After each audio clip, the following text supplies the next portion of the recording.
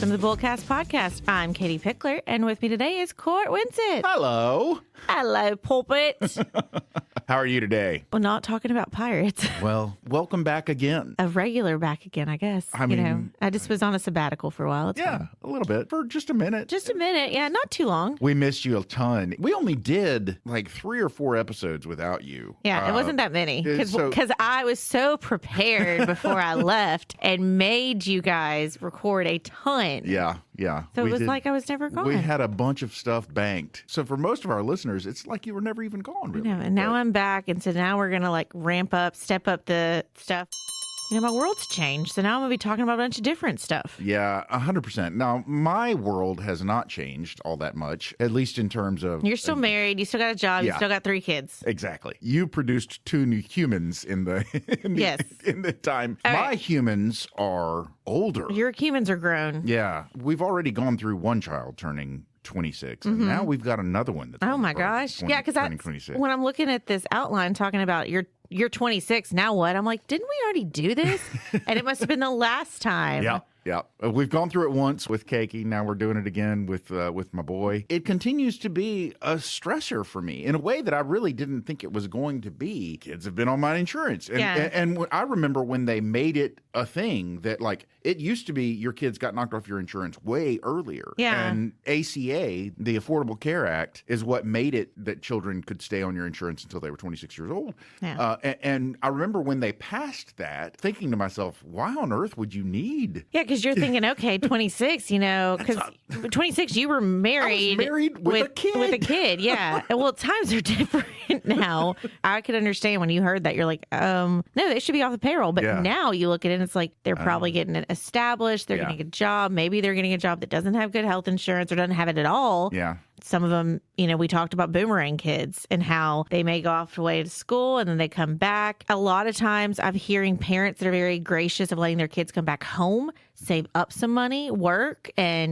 maybe they do household duties, stuff like that, but they're not paying rent. Yeah. One of our children has been living at home for the last few months, and he works and he has a job and he earns money and so forth. And it was really kind of nice there for a minute, because when he first got home, he was doing stuff like he was doing the dishes, right? But So that hasn't continued? Well, no, it's just that we've gotten used to it. Oh, so you're going to be in trouble now when he does leave. When he does leave, we're going to be like, oh my God. Oh, we got to hire a maid. I've got to make coffee now, because that's one of the biggest things that I do for Robin is I make her coffee every night before we go to bed, so that it's brewed when we wake up. I was going to say, you make it so it's just I set the overnight timer. Yeah. old coffee? No, I set the timer. Okay. Okay. You hit some, you're like, oh, I make her coffee. You hit a freaking button. I clean out the coffee pot. Okay. I fill up the water. I put the little filter thing. I'm back. I got to rag you. Basket, and then eventually coffee comes out. But the thing is, my son drinks like 17 pots of coffee a day. I have a coffee thing like that too, except you put formula in the top and you put water and then you hit a button and it comes out. But you gotta clean it out every 4 bottles, which with twins happens quickly. That's 2 meals. Yeah. That's 2 meals. Yeah. And little babies, they eat like what, every 2 or 3 hours? Every 2 to 3 hours. Yeah. That's what I don't have as much because I'm doing half and half, breastfeeding and formula. But anyways, continue about how William has now taken over your coffee. He's taken over my coffee. Okay. There. Okay, so back to the topic. This is not just Court and I picking fun at each other. What happens when you turn 26? You get off your parents' life insurance. Your parents dump you Or and health say, insurance. yeah, your parents dump Medical you and say you got to get your own insurance. Well, I mean, we're going to be paying for family coverage whether he's on it or not, because we have one kid that's younger. So it's not as though it's going to cost us any less when he falls off. So you don't feel the impact until you have all of your children off. Exactly. We do have to throw in here, Nicole, who puts our outlines together, did put a note. When you turn 25, Leonardo DiCaprio dumps you. Yes. When you turn 26, your parents dump you. Exactly. Or your parents' health insurance dump you. Mm-hmm. So as funny and terrifying as that is, the real shocker is how many young adults don't realize what happens when they turn 26 and how quickly they can find themselves uninsured. Yeah. Because you've got to make sure you don't have a lapse. You've got to make sure you're covered. And the number of people who think, oh, I don't need health insurance. Yeah. When you're young, I sound sound like such an old fart, but I guess I am an Back old in fart. my day. Yeah. But when you're young, you don't feel like you need that. You're like, I'm not going to go to the doctor. I'm not going to get hurt. Yeah. I'm not going to do anything until you get in a car wreck or until something happens and then you don't have insurance.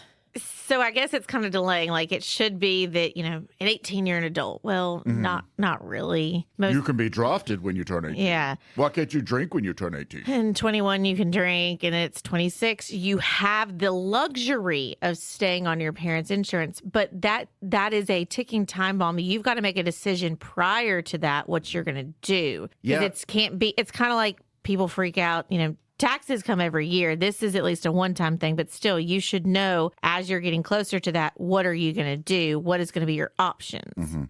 Supposedly, somebody said to me once that your brain, usually it is said in the context of your brain isn't even fully developed until you turn 25. But the opposite of that would be when you turn 25, your brain is finally fully developed. So then you have that year to, your brain is developed to think about it, to talk to your parents and figure out what you're going to do, to get a job that has health insurance, to figure something out. Pivot for a second and go back to our list. We got to have a little fun list in here, and then we'll go back to 26. We did mention Leo, so I guess we got to throw some pop culture. Exactly.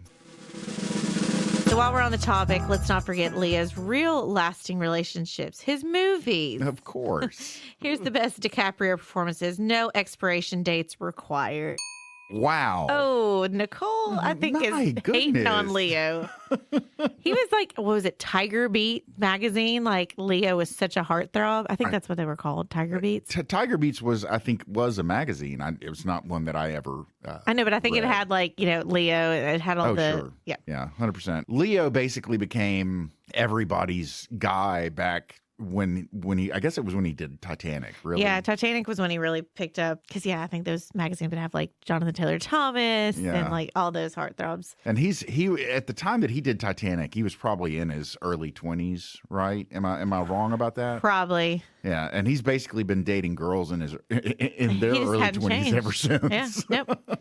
Okay, we'll just quickly go through this list of his movies. His best performances. His best performances. Yeah. Inception. Indeed. Have you watched this movie? Yes, I've seen it once, and he's a dream thief, Dom Cobb. It was a tough one for me to follow. Yeah. Bottom line right there. Oh, our world is on this next one. Yeah. So The Wolf of Wall Street. He played Jordan Belfort, who's a stockbroker. Yep. It was kind of, I guess, the next generation's version of Wall Street. Yeah, Wall Street. Gordon Gekko. Yeah, right? It was. It's still the Quaaludes where he's trying to get out of the car. And I would compare that with Wall Street, for sure. Titanic, Jack Dawson. Obviously. The penniless artist with a heart of gold. Yes, there was room on that piece of wood for them to be on. Yeah, he could have fit on the door with her. They would have both lived. Everything would have been fine. I saw something recently that said that the real villain of that movie was Rose, the old lady version, because she had this beautiful diamond that all these people have been searching for. She gets the chance. She's on the ship. She's looking at the ruins, and then she just throws it in the ocean. Just drops it in the ocean. Didn't even share it with the people who helped find it and tell her story. Yeah. Like, no, I mean, that's some bull right there. That is some absolute garbage. So the next one on the list is Catch Me If You Can. I didn't much care for this movie. He plays Frank Abagnale. Abagnale. I don't know how you pronounce that. I'm not sure I ever even watched this whole movie. Basically, he was a scam. He was a scam artist. Yeah, it was okay. The Departed. Believe I've seen this one. Him and Matt Damon, Jack Nicholson. Yep, I remember that. Yeah, okay. Yeah. Great movie. This was really his breakout role. I think he was actually nominated for an Oscar for this one. Yes, he's nominated for his first Oscar at 19. What's Eating Gilbert Grape? He played Arnie Grape. Right here in the outline, it says it was his breakout role. We don't read ahead. Basically played a mentally challenged person. He was the younger brother to Johnny Depp. Pretty sure Johnny Depp was the titular character, if you will. Johnny Depp was Gilbert Grape. Okay, and then the last one on this list, is The Revenant. Hugh Glass, he was a survivalist. I did not see this. This is what he finally won his long-awaited Oscar. I have not seen it. I heard about the whole bear Leo situation. versus a bear. Listen, this movie scarred me. is, Really? like, See, that's, and I think I heard that about it, and It was like, like this bear does things to him that are just awful, and he survives this bear attack. He's out in the woods, he gets attacked by a bear, and he has to get all the way home, basically. And then there's some revenge too. It's a great movie if you like revenge movies, because he does ultimately get massive revenge, and not against the bear. But I guess that's kind of a spoiler. Anyway, where's Gangs of New York? I mean, that's a good point. It's not even in there, is it? We didn't even list Gangs. He's done a ton, like Man in the Iron Mask. So that has a whole new meaning now with me having twin boys, because the twins in it. Right, yeah. That movie I found disturbing for the oddest reason. Why? Because when they take off the iron mask and his hair is wrapped all around his face, that I found that very disturbing. Obviously, Leo has done a lot of movies. He's my Jay Gatsby. A lot of people talk about what his follow-up to Titanic was. Do you remember what he did? Like, Titanic, he was this major hit, and everyone was like, what is he going to do next? Do you remember what he did next? It was Man in the Iron Mask. It was The Beach. No. Do you remember The Beach? I didn't watch The Beach. The Beach was 2000. So technically, Titanic was 97. Man in the Iron Mask was 98. And then The Beach was 2000. So Man in the Iron Mask, he filmed before Titanic hit. Gotcha. So he filmed Titanic, then went and filmed Man in the Iron Mask. Then Titanic hit. And everybody was like, oh, my God, he is the biggest movie star ever. And then what's he going to do Beach. next? And then he did The Beach. And then Gangs of New York. Yeah. The Departed, and Blood Diamond, Body of Lies. Yeah. Shutter Island, A.J. Edgar Hoover. The list goes on. Anyways, this is not... So you say that he is your Gatsby. I enjoyed the Gatsby movie, and it was almost like a very long music video. I enjoyed that, but I think for the classic adaptation of this story, more the original. But okay, this is not about Gatsby. This is not about Leo. Sorry, tangents. Yeah. Why age 26? Right. Leo has dumped you. Your parents' health insurance is dumping you. Your brain was fully developed starting at 25, so you had a year of brain development. Now you're smart. Think about it. So you may be familiar with open enrollment. If you've listened to any of our podcasts, we talk about that. If you've had a job, then there's potential that you've heard at least of open enrollment. Yeah, because again, if you have a job, you've got where employees offer you these benefits, and it's only available at open enrollment. You can't just go, oh, well, I slacked and forgot about it. It's, 3 weeks later, let me do it. There's a period of time where you are allowed to be a part of this. Most companies offer this with full-time employees. There may be parameters, things like that. You're turning 26. This is considered a qualifying life event, which means you are eligible to do it, not whenever. You can't turn 26 and then wait 8 months. Right. But if you turn 26 and you're not in an open enrollment period, you are able to make those changes because it's a special qualifying life event. Right. Yeah, Side note, what are some other qualifying life events? Divorce. Marriage. Moving, I think. America as a country has a very interesting sort of health care situation. There are not a lot of other countries where really your ability to get healthcare insurance is kind of contingent upon you having employment. Yeah. Because we get our insurance through our employer. Clearly, when you first start your job, you can sign up. Yeah. And then there are all these other qualifying life events. Otherwise, you have to wait until the open enrollment period. Yeah. So like I had a qualifying life event when I had kids, so I could then change anything with my health insurance to add them. Now, if I get past the window, then I've got to wait till that open enrollment. Yeah. You got your first job straight out of college. You're 22 years old and you got a job and you can get health insurance now. And you're like, well, yeah, I would, but that's expensive. I don't want to pay it. I'm on my parents anyway. So what? Then all of a sudden, when you turn 26, now you're not on your parents' insurance anymore. You've got to actually get your own insurance. The fact that you have turned 26 and gotten kicked off your parents' insurance will allow you to get insurance through your employer if they offer it. Yeah. It is a qualifying life event. Yeah. So you only have 60 days to enroll. So it's best to know your plan before your birthday.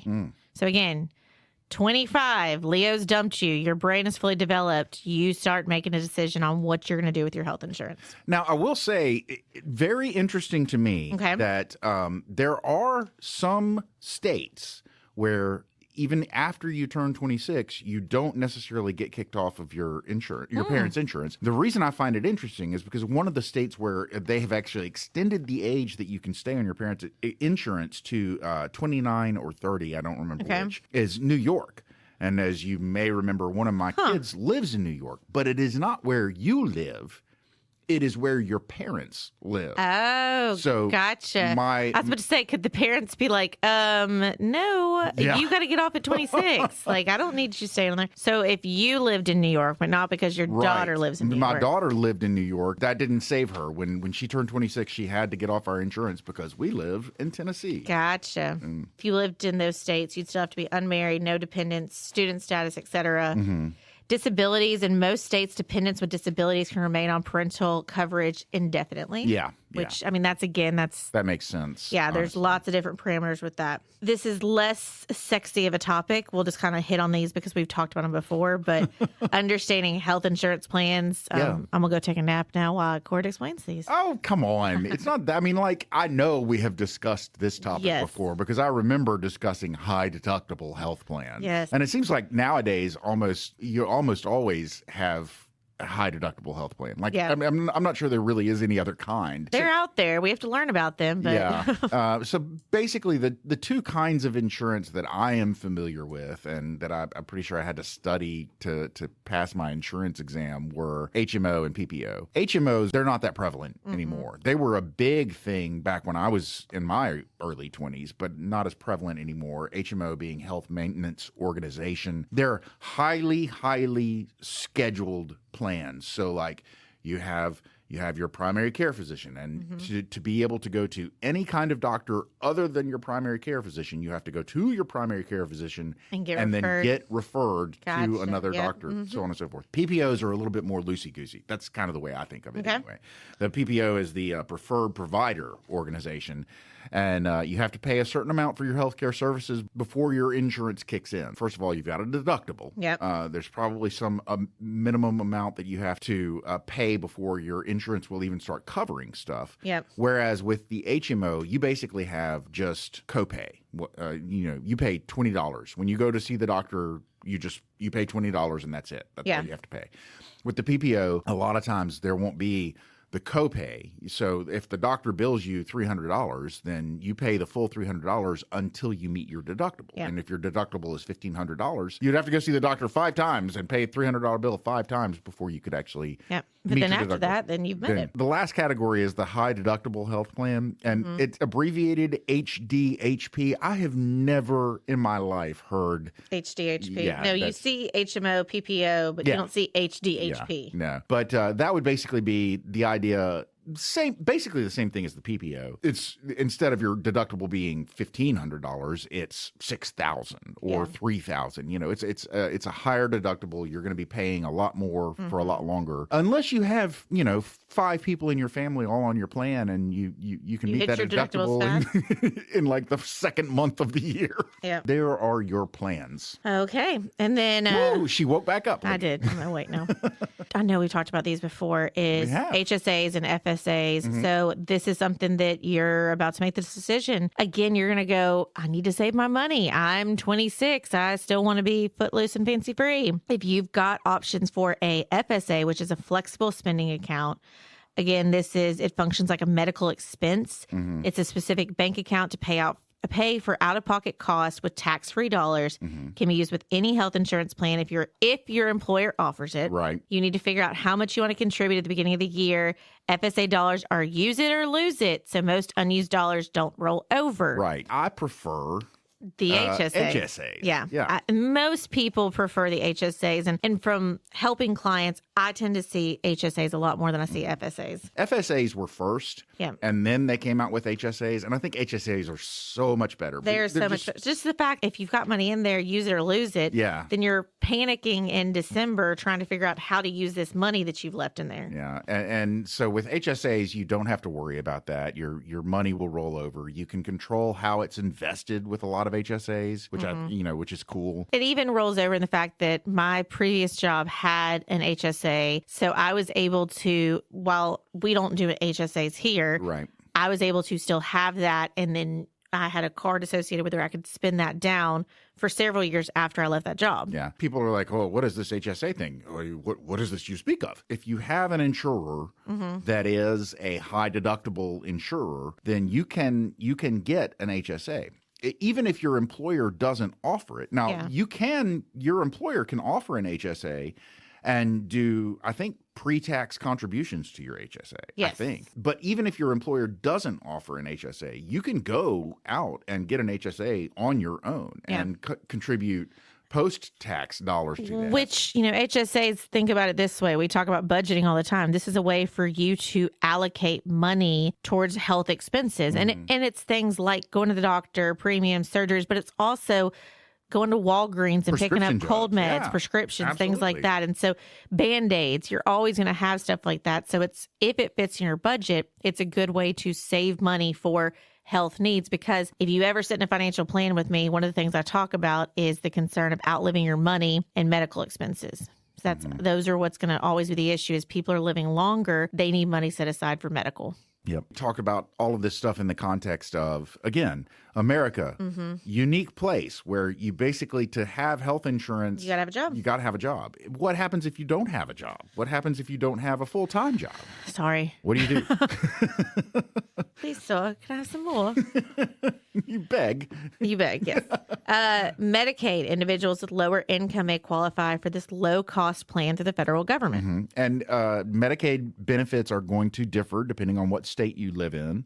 Some states offer better and more coverage for, like, for instance, we live in Tennessee. Our Medicaid here in Tennessee is called TennCare. Yep. But TennCare doesn't really extend to, basically it covers kids up to a certain age. If you're a child and you don't have insurance, then you can get TennCare. Covers people with disabilities, but adults, specific requirements to get Medicaid, to get TennCare.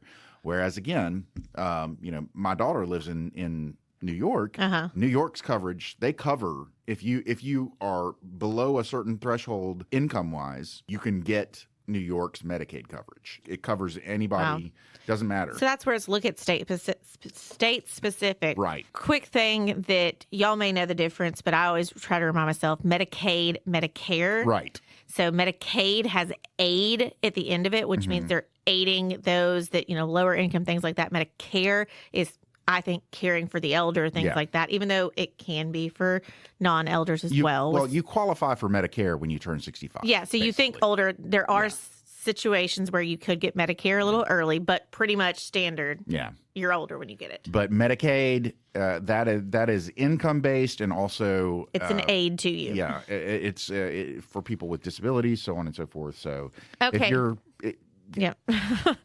The other two things, if we don't have a full-time job, marketplace. We've heard that before. Yeah. Health insurance marketplace. And it's like, oh, this is fun. Like, there's a marketplace we go to.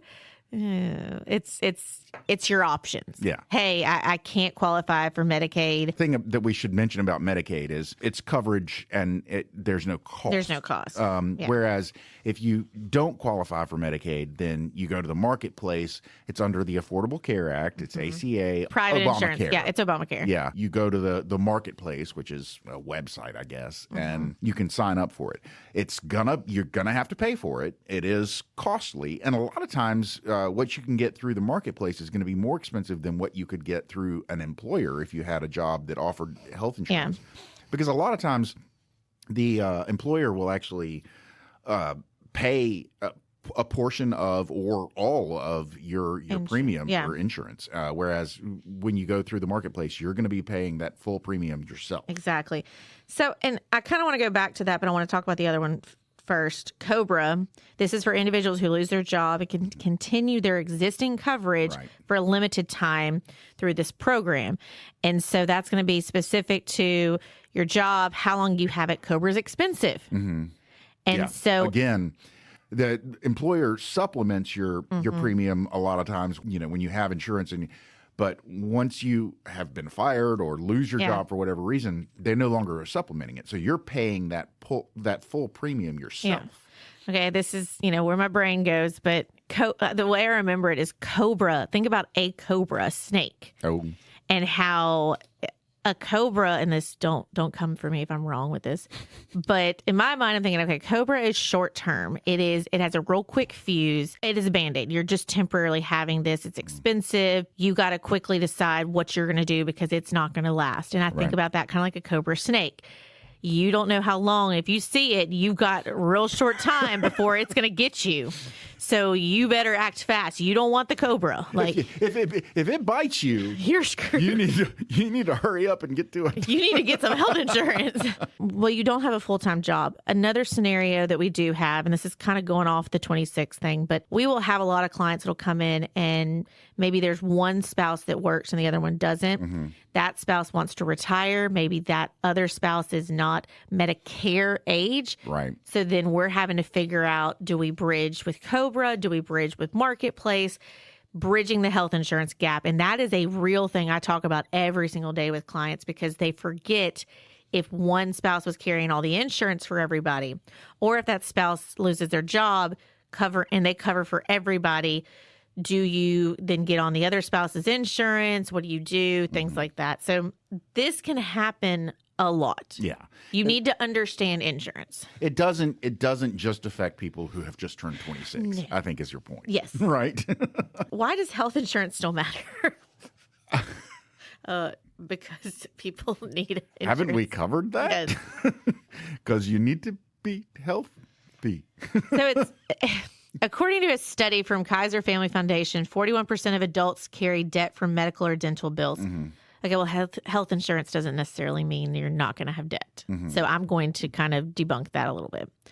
Coverage isn't just about the big things. Dental prescriptions, mental health, and preventative care all can add up. Yeah. I'm healthy. I don't need insurance. You're also one banana peel away from bankruptcy. When I was younger, everybody felt invincible. You didn't need health care coverage because, what is it? You're not going to get sick. You're not going to get hurt. I think COVID changed a lot of stuff for that. Well, yeah, I think COVID changed a lot. And also, a lot more people are now getting mental help. They're seeing a therapist. They're getting they already have. It used to be very common that when you were younger, you did not have doctors per se. You may still be seeing your pediatrician, but now people have established, oh no, I have my gynecologist, I've got my therapist, I've got my people, because I think health is more centered, or maybe the parents are having their kids be more aware. At an absolute minimum, you need insurance to help you pay for your prescriptions. Yeah. Let me put it like that. Okay. So we have talked about a lot. A lot of Leonardo DiCaprio, a lot of 26. This was an episode that we have touched on a lot of these different subjects individually. So it's kind of just... But we haven't touched Leo. No, we haven't touched Leo. No. Leo and I have not been in a room close together, but one day, maybe. Sometimes information can be brought to you in different ways. So maybe this will then touch you because it's been Stop. This will hit you at a different moment in your life where maybe now you have a kid getting closer to 26, or you're thinking about how insurance can impact you, whether it's your spouse quitting their job early or things like that. There's so many different elements to it. I will say that I think that the last time we really covered this topic, we were covering it more from the perspective of the parent who had a child that was turning 26. And really what we're doing this time is we're talking to you. You as the 26-year-old. Yeah. So if you didn't hear us before, then maybe you hear us now. Yep. Hear me now or hear me later. Bullseye this up. Know your budget. Obviously, we tell you that all the time. Don't just pick the cheapest plan blindly. The plans can be confusing, and especially if you have never really looked at them before, you're single, and if you're got that 60-day clock and you're trying to quickly decide what's best for you. It's also, you should lean on your employer's HR department or whoever's handling that to kind of ask the questions and see. At least get them to explain the different options to figure out what's best for you. And then again, remember, there are open enrollments you can change. So you're not having to pick, this is what my plan's going to be for all of time working at that job. Right. And mark your calendar. Your coverage will end the month you turn 26, not always on your birthday. Right. So then think about that and review employer plan options or check the marketplace during open enrollment. So just be aware. Yes, indeed. as the lights go. Ladies and gentlemen, you've made it to the end of yet another episode of the BullCast podcast. If you liked what you heard and you'd like to hear more, please feel free to go to your favorite subscription service and sign up to have our podcast delivered directly to your device every single Thursday at noon. If you'd like to find out more about Cortland, Katie, Cameron, or Nicole, please feel free to go to our website. That website is bullcastpodcast.com. We've got bios there, we've got pictures, we've got a place where you can drop a comment or suggest a topic you'd like to hear us talk more about. But hey, I mentioned pictures. We do have pictures on Instagram. Our Instagram handle is at BullCast Podcast. We also have an X handle, which is at BullCast Podcast. And rounding out the social media, we have a Facebook page, which is BullCast the Podcast. But hey, as we say every single episode, Katie and Cameron and Nicole and I all work at a place called Pickler Wealth Advisors. And if you'd like to find out more about us, or find out about what we do, find out about what we could do for you, find out about our amazing team, or find out about our boss, David Pickler, please feel free to go to that website. That website is picklerwealthadvisors.com. That's advisors with an O. Not an E. Ladies and gentlemen, we have given you everything you need to go forth and get insured. So for now, I'm Court. I'm Katie. And Cameron isn't here, so we're done.